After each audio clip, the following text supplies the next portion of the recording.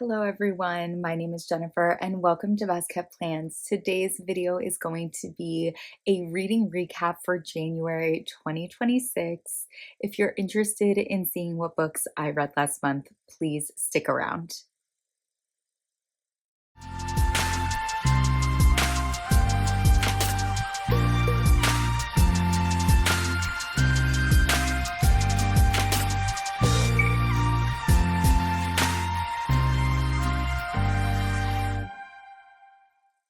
January definitely had some highs and lows for me when it comes to reading, but overall, I don't think it was a bad reading month. As we are going through the books that I read in January, I will be referencing my Archer and Olive notebook that I use as a reading journal.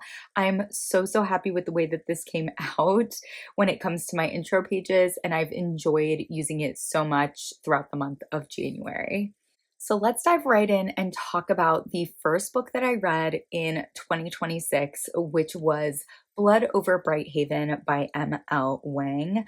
I was very much looking forward to reading this book. I've heard so many great things about this when people talk about it on YouTube, on Instagram, and I knew that when I was able to get it on my January TBR, that I wanted it to be the first book that I read in 2026 because it was just giving me good vibes. And I'm happy to report that I absolutely love this. This book was incredible. Genuinely, I already know that this is going to be one of my favorite books that I read this year. The subject matter, the content that is in here is so well done, but also so timely given what's happening in our country right now. I really appreciated the complexity of our characters, the complexity of our storyline, the way in which academics and science are woven into this story that also talks about culture and class and ancestry. And it's just done so expertly.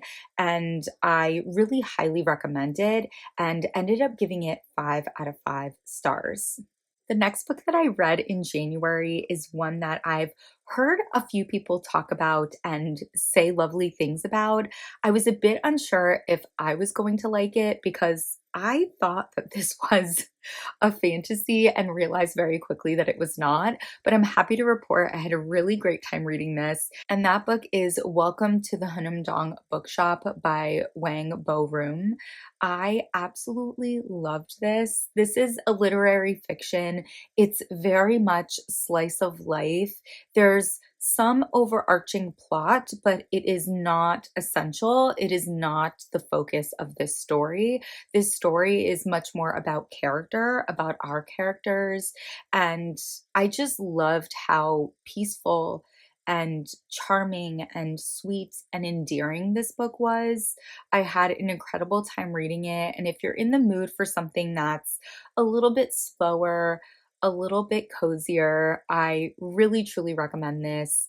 This was a 4.5 out of 5 star read for me. The next book that I picked up was an ARC that I received. I believe I started this just around release time so that I could listen as well as read along. And that book is A Vow in Vengeance by Jaclyn Rodriguez. I was really intrigued by this book. And I will say that this book started off pretty strong for me. I was pretty immediately intrigued by our main characters. I was intrigued by the world that this story takes place in, by the fact that we were going to have to deal with trials, the fact that there's magic involved. It was all very appealing, and I think the setup was done really well. Unfortunately, I think this book suffered from trying to do too much too quickly, but also suffered from the fact that it's incredibly long and it would have benefited from being edited down. I ended up rating it 3 out of 5 stars, and I don't think I'm going to continue on with this series. Now, at the end of December 2025, I, like so many people out there, got sucked into heated rivalry. I had heard about it, the TV show, and was very intrigued and decided that I wanted to watch. And I actually didn't realize when I started the show that it was a book series. After finishing the series, I decided that I wanted to explore the books a little bit, but I decided that I really didn't feel I needed to read the entire series, and I really just wanted to focus on Shane and Ilya's characters and their books in the series. So I ended up picking up book 2 in the Game Changer series, which is Heated Rivalry by Reid. And let me tell you, I'm so glad that I did. I really, really enjoyed this. I'm glad that this was my first romance of 2026. I feel like the content in here is so strong. I really appreciated the subtlety that Reid used in creating the character of Shane and in creating Ilya's character as well. And I do feel like, in a way, I enjoyed this even more because of having watched the show.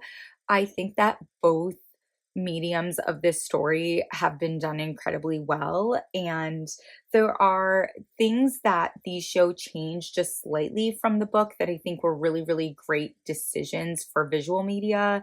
I think that the inner monologues that we get from these characters really do allow the reader to feel completely committed and devoted to them and their story. And I really love this. I ended up rating it 4.5 out of 5 stars. And after finishing it, I was a little hesitant, but I really just wanted to stay with these characters and decided to pick up The Long Game by Rachel Reid, which I believe is the 6th book in the Game Changer series. It's the most recently published book in the series, and it is also about Shane and Ilya. This story is about a couple that has been together for a while. They're very comfortable with each other, and even though there's still hiccups in their relationship. There are still secrets that they're keeping from each other. There are still personal struggles that are affecting them. And I appreciated that even though we have a happy couple in this book, there was still enough going on in terms of plot and in terms of each character's personal development that it kept me entertained and invested and wanting to continue reading. I just was a little devastated about the conflict in this book, the way that conflict is revealed, but I'm not mad about it at the same time. And I cannot wait to see this translated to visual media. I ended up giving The Long Game 4 out of 5 stars. After reading 2 romances in a row, I was eager to dive into another fantasy. Fantasy has definitely become my favorite genre, and I've been really, really enjoying reading fantasy lately. So I ended up picking up House of Salt and Sorrow by Erin A. Craig, and this ended up being my first DNF of 2026. I believe I got about 30% into this, and unfortunately, I just felt like I wasn't intrigued enough, excited enough about the characters, about the storyline to continue on. This is a young adult fantasy, and I generally really, really enjoy young adult fantasy, but this was reading almost a little bit too young for me, and I just decided it was better if I didn't finish this because I didn't see this being a really strong book for me. After DNFing that book, I decided that I wanted to pick up another arc, and I started reading A Killer Kind of Romance by Letizia Lorini. And unfortunately, this ended up being my second DNF of 2026. I made it pretty far into this though. I think that I read up until like the 60% mark or close to it. And the reason I ended up DNFing this was because I could tell where the story was going, and I just wasn't interested enough to see it through. I did like our main characters. I liked the way their relationship was building.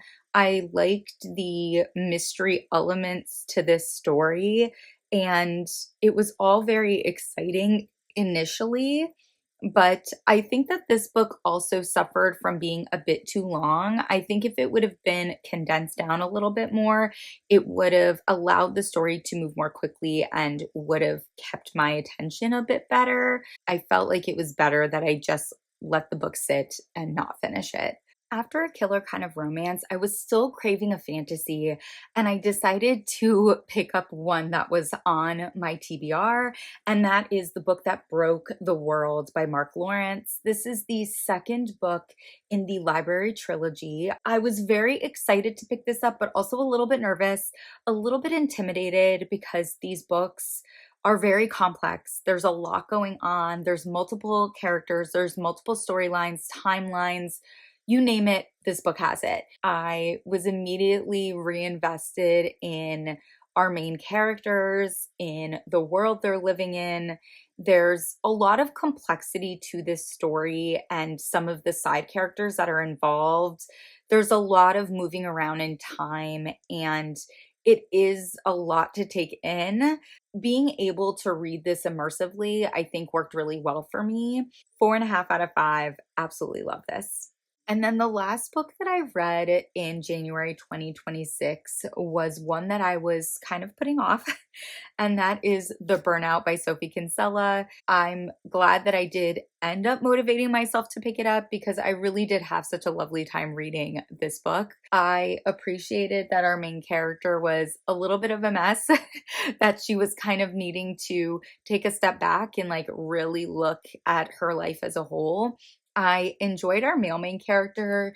He comes off very gruff in the beginning, but I think that was a good thing. I think it allowed for not just our female main character, but for him to have some character development throughout the story, and that worked well. I appreciated that there was a time jump at the end.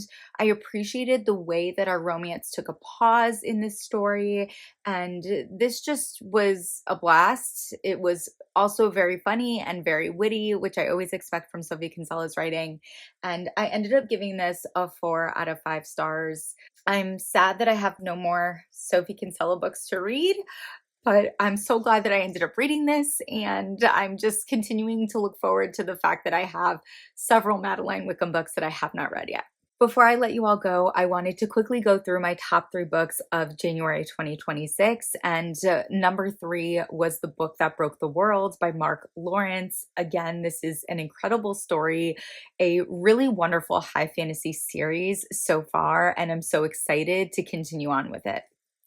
In the number 2 spot, I just had to put Welcome to the Hyunam-Dong Bookshop by Hwang Bo-Reum. I absolutely love this.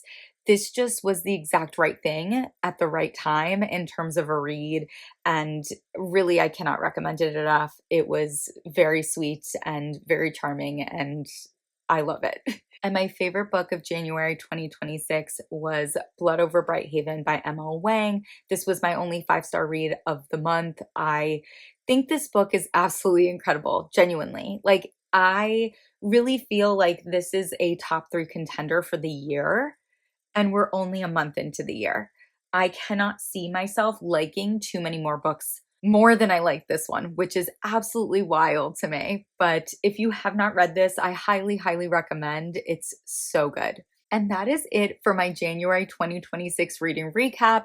If you have read any of the books that I talked about in this video, please do not hesitate to put a comment down below. I love chatting with people about books. And as always, everyone, please be safe. Bye-bye.